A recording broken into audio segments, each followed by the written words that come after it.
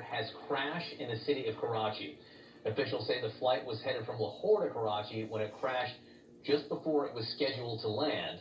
A spokesman for the airline confirms to CNN the pilot did make a mayday call reporting technical problems before it went down. These pictures you're looking at, we should tell you, it's just off one of the runways in the airport in Karachi, so you get a sense of how close it was to where it was trying to land. Joining us now, CNN transportation analyst Mary Schiavo. Mary, thanks so much for being with us. I know you've had a chance to look at some of these pictures that we're just getting in now. I want to know what you see here and also what you make of the news that the pilot did make a mayday call reporting technical problems. The mayday call is extremely important and gives the most important clue to the puzzle right now, and also the flight radar that shows it had made a prior attempt to land and did a go-around. Now that's highly significant because with the report of the mechanical problem and having done a go-around, in other words, it got down to 375 feet to try to land, couldn't do it, climbed over 3,000 feet again and came around and tried again. So that means the pilot was having control issues with the aircraft, could not control the plane because of this reported mechanical difficulty. Could be an engine problem, could be any number of problems that you're having with the mechanical control of that plane. So that was a huge clue. Can you go into that a little bit more, because it does beg the question, if you try to land, what keeps you from landing?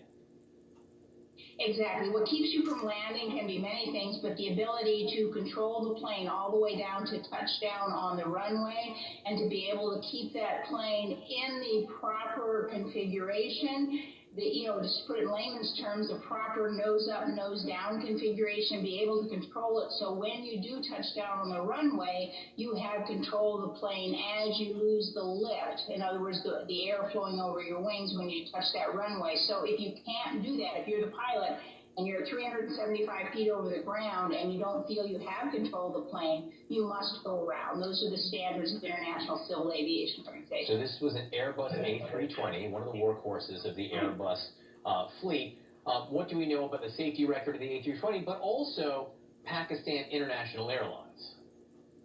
Right, and all of those come together, obviously, in a very bad situation here. But the A320 is a workhorse. I mean, it's been around forever. Airlines literally around the world fly them. But your aircraft is only as good as your maintenance crew behind you and your pilots, and, of course, pilots in the cockpit. Pakistan has had a lot of problems recently. As the world's crash rate, airplane accident rate is going down, Pakistan has had many crashes in the last decade.